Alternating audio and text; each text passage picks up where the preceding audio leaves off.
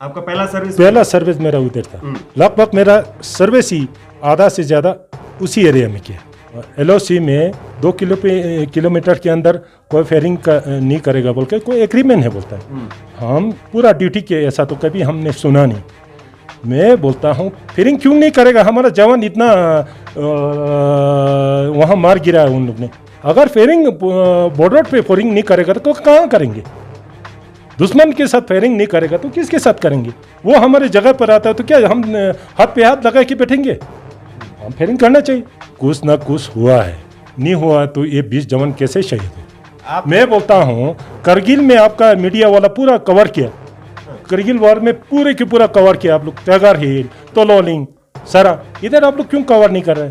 Cover करना चाहिए, उसमें झूठ सच निकल आ जाएगा।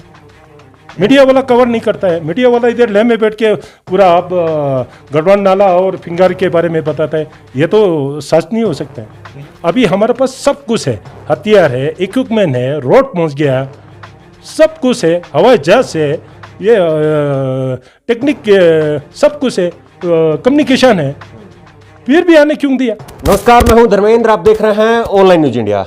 इस वक्त हम लेह में हैं और हमारे साथ में बेहद खास मेहमान हैं। कैप्टन ताशी हैं हमारे साथ में, वीर चक्र से सम्मानित हैं, कारगिल के हीरो रहे हैं और पूरी तरह से वाकिफ हैं जो गलवान घाटी में इस वक्त हो रहा है। इसकी जो है मजबूताई से जो है इसकी पकड़ है कि किस तरह से गलवान घाटी और पेंगोंग झील का जो इलाका है वो किस तरह से उसकी संरचना क्या है और आज जो परिस्थितियां बताई जा रही हैं उसको लेकर के खूब अच्छे से जो है वो वाकिफ हैं उस जगह को लेकर के। कैप्टन साहब, आपकी जो है आपका आकलन क्या है? जिस तरह से दावे किए जा रहे हैं, दोनों तरफ से दावे किए जा रहे हैं, लेकिन आप सेना का हिस्सा रहे हैं, आपने वहां पे पेट्रोलिंग भी की है, कमांड वहां पे आपने किया है, तो आपको क्या लग रहा है कि वहां पर अभी स्थिति क्या है? सबसे पहले तो जो 15 तारीख को हमारे 20 जवान शहीद हुआ उनको हम सल्यूट करता हूँ। उनका परिवार के साथ हम पूरा है। उस वक़्त बहुत दुख हुआ। मैं भर्ती हुआ था 1979 में।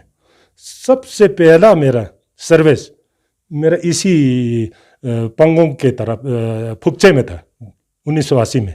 आपका पहला सर्विस मेरा उधर था। लगभग मेरा सर्विस ही आधा से ज़्यादा उसी एरिया में किया। अच्छा। तो अभी गढ़वाल नाला है, पहले हमारा 22 फुट यहाँ प्रतापपुर से चलता था, श्याग रिवर्स होते हुए, वो भी पुनी के साथ, गोडाउन के साथ पूरा पैक लेके 21 दिन में वहां पहुंचता था टेक डिबू में। अच्छा। 21 डेज में। ठीक है। तो इसी दरिया को बार बार दिन में कहीं बार पार करना पड़ता है। किस लिए? रोड है नहीं।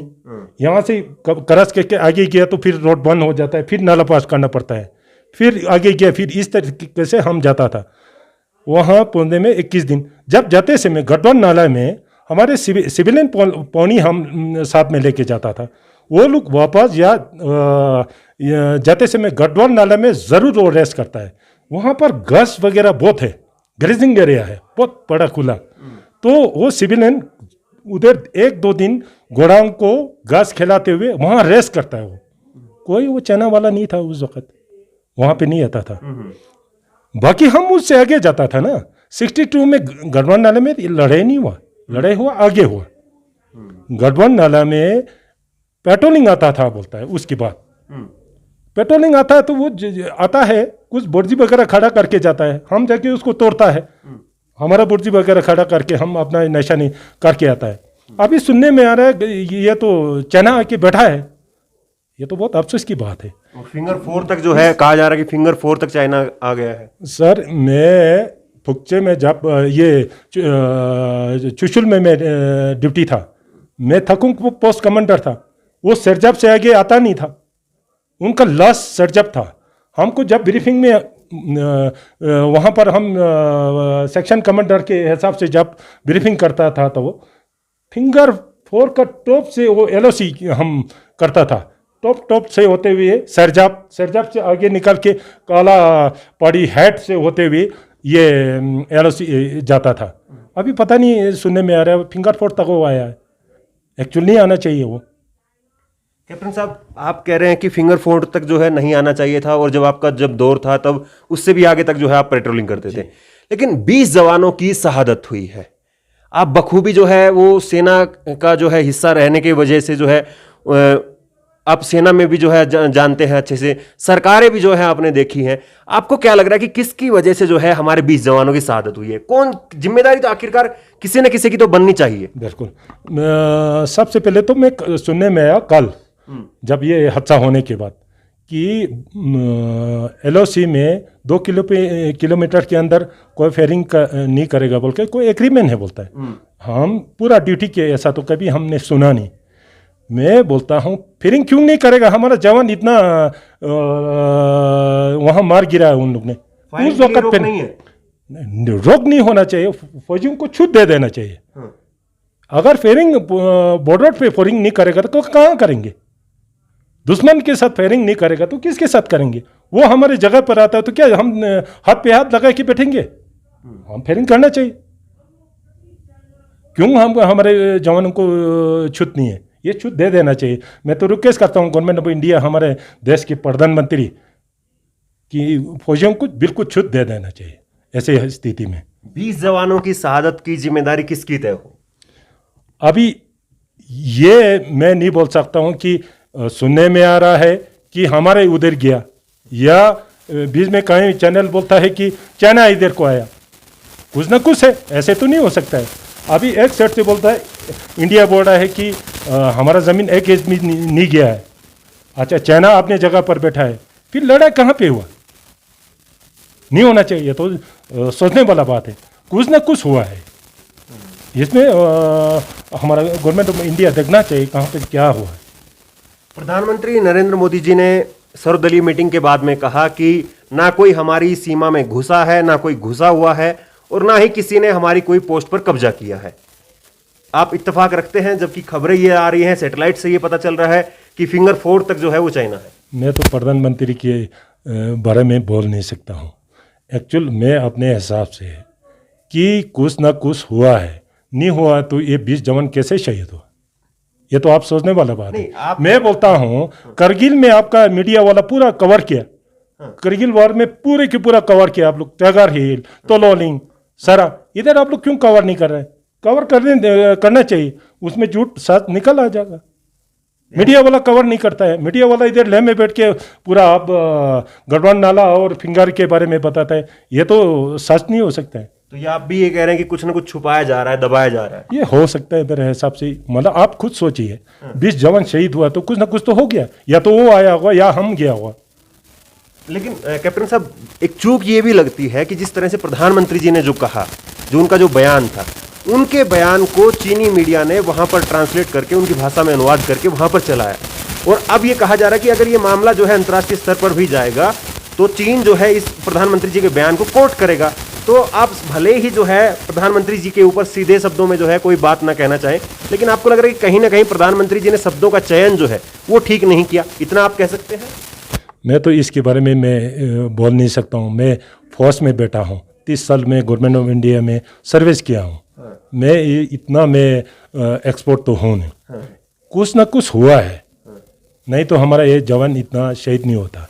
मैं तो ये बोलता हूँ कि हम उस वक़्त, पहले मैंने आपको बोला था, खच्चर के साथ हम 21 दिन जाके ड्यूटी दे के हम एक सूट भी आने नहीं देता था। अभी हमारे पास सब कुछ है, हथियार है, इक्विपमेंट है, रोड पहुँच गया, सब कुछ है, हवाई जहाज है, ये टेक्निक सब कुछ है, कम्युनिकेशन है, फिर भी आने क्यों दिया? उस वक्त कम्युनिकेशन का भी प्रॉब्लम था हमें। हमारा वहाँ डफिंग से हमको राशन आता था, वहाँ डफ होता था। तो अभी तो सब कुछ गाड़ी सुबह जाके शाम को आ सकता है, सब कुछ हमारा रिएनफोर्स ले जा सकता है, फिर भी आने क्यों दिया? आया तो ये तो अफसोस की बात है, आने नहीं देना चाहिए। कुछ ना कुछ चूक हुआ है, नहीं हुआ तो हमारा शहीद नहीं होना चाहिए। दूसरा बात मैं ये कहना चाहता हूँ, हमारा लद्दाख सिकोट के बारे में मैं आपको थोड़ा सा बताऊँगा। शुरू में हमारा लद्दाख सिकोट 14 and 13 मलेशिया था, बहुत शुरू में। फिर 62 का लड़ाई में ठीक थोड़ा सा अच्छा काम किया तो लद्दाख सिकोट बनाया। लद्दाख सिकोट बनाया, फिर हो गया 71 में लड़ाई हुआ। 71 में अच्छा काम किया तो कुछ कंपनी बढ़ाया, जाके 99 में लड़ाई हुआ तो 2000 में हमारा रेजिमेंट बनाया, 5 बटालियन। उसके बाद हमारा बढ़ाया ही नहीं। जब 99 तक पूरा लद्दाख सिकोट यहाँ पर डबला था। देमजोक से लेके करा ये टेक डिबू तक, ये पंगोंग सो हर एक जगह। उसके बाद जब 99 के बाद सिर्फ वहाँ में टेक डिबू सेट को छोड़ के बाकी सारा से हमारा लद्दाख सिकोट को नीचे आने दिया। एक चीज़ ये है। दूसरा बात, इस तरफ जहाँ पर चंगतंग में, वहाँ पशुपालन के ऊपर डिपेंड है जो लोकल लोग, उनका फिक्स होता है जून में कहाँ जाएंगे, अगस्त सितंबर में कहाँ जाएंगे ग्रेजिंग इलाका में। हमारे टाइम उन लोग को जाने देता था। अभी बाद में सुनने में आया कि उन लोग को भी जाने नहीं देता है। चाइना का ये पॉलिसी है कि पहले वो रिफ्यूजी आगे को भेजता है, नेक्स्ट साल वो उधर आना शुरू होता है फौजी।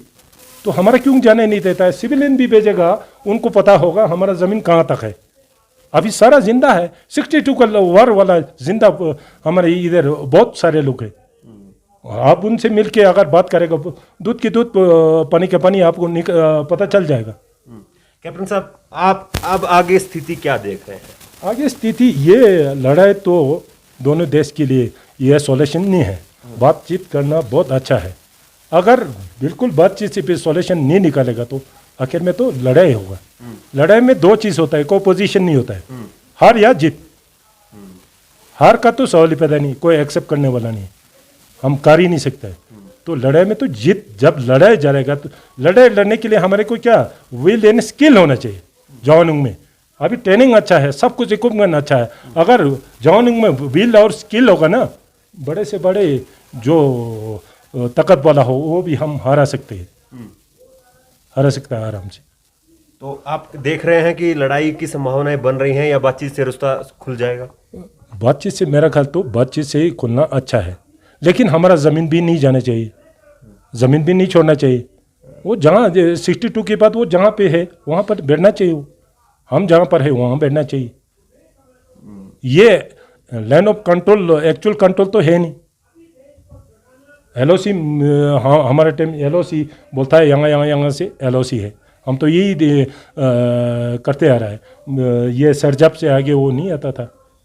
कैप्टन साहब, प्रधानमंत्री जी ने एक बयान दिया, उन्होंने कहा कि बिहार की रेजिमेंट के जो जवान उसमें थे उनकी शहादत पर उनको गर्व है। लेकिन इस बयान को लेकर के उनकी आलोचना भी हुई कि जिस तरह से 20 जवान शहीद हुए, उसके बाद में स्पेसिफिकली बिहार रेजिमेंट के जवानों को जो है कह करके वो कहीं ना कहीं एक तरह से राजनीति कर रहे थे। इस पर जो है उनकी आलोचना हुई। आप सेना का हिस्सा रहे हैं, इस तरह से एक रेजिमेंट को बढ़ा करके दिखाना, और क्योंकि उसमें 20 जवान जो शहीद हुए हैं उसमें और रेजिमेंट के जवान भी थे, तो क्या इस तरह की जो बयानबाजी है उससे बचना चाहिए किसी भी राजनेता को? जो पॉलिटिकल है अपना अपना जगह पर है। हम जब कसम खाता है ना, जब रिग्रोट कसम खाता है तो हम एक ही चीज़ बोलता है, हमारे से कमांडर के कहने पर हम चलूँगा। चाहे हवाई जहाज से भेजो, चाहे पानी में भेजो, चाहे थाल में भेजो, जहाँ भी भेजूँगा हम जाऊँगा। उसको कमांडर ने जो आदेश दिया वही किया जवान लोग ने। उन लोग ने अपना ड्यूटी फर्ज निभाया, उन लोग ने बहुत अच्छा काम किया होगा। तभी अच्छा तो किया है जो कमांडर का हुक्म मान के गया होगा या गया होगा, जो भी किया है उसने अच्छा ही किया। हम तो यही चाहते हैं, उनको सलूट करते हैं कि उनके शहादत पर। एक रेजिमेंट का नाम लेकर के बाकी के जवानों की शहादत के साथ में अपमान नहीं है? नहीं, हम पूरा उसमें जितना भी है हमारे फौजी हिस्सा लिया, बल्कि हिस्सा नहीं लिया, पीछे से बैकअप किया। वो पूरा का योगदान है।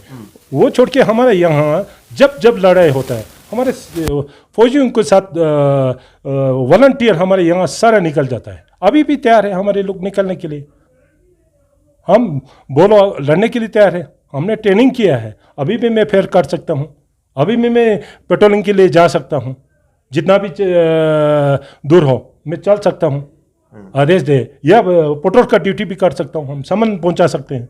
करगिल के टाइम हमारे पूरे सिविल लोग ने पूरा सामान पहुँचाया फौजियों को, वॉलंटियर निकाला सारा।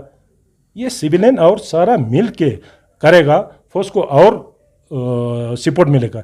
इसलिए गवर्नमेंट ऑफ इंडिया ने हमारे जो चंगतंग एरिया में है, मैंने देखा कि ये चाइना के साइड में देमजोक में उनके नज़दीक में जो रिफ्यूजी बैठा है उनको बहुत अच्छे मकान बना के, तो लाइट वगैरह सारा उनको फैसिलिटीज़ जैसे ट्रैक्टर वगैरह दे रहा है। इसी तरह हमारे जो बॉर्डर पे रहता है उनको भी देना चाहिए। ताकि वो शिफ्ट नहीं होगा। नहीं तो वहाँ पे चलने भी नहीं देगा, बकरी बैल घुमाने भी नहीं देगा, आस्ते आस्ते शहर की तरफ आ जाएगा और भी हमारे फोर्स को ज़्यादा कवर करना पड़ेगा। इसलिए इनको ज़्यादा थोड़ा ध्यान रखना चाहिए हमारे सिविलियन को, ताकि गवर्नमेंट को फ़ायदा मिलेगा। क्योंकि कोई भी कहीं से भी आएगा, सिविलियन फट बताएगा भाई यहाँ तो चाइना आ रहा है या कुछ आ रहा है, हरकत हो रहा है। ये तो ये गवर्नमेंट के लिए बहुत फ़ायदा है, उनको ख्याल रखना चाहिए।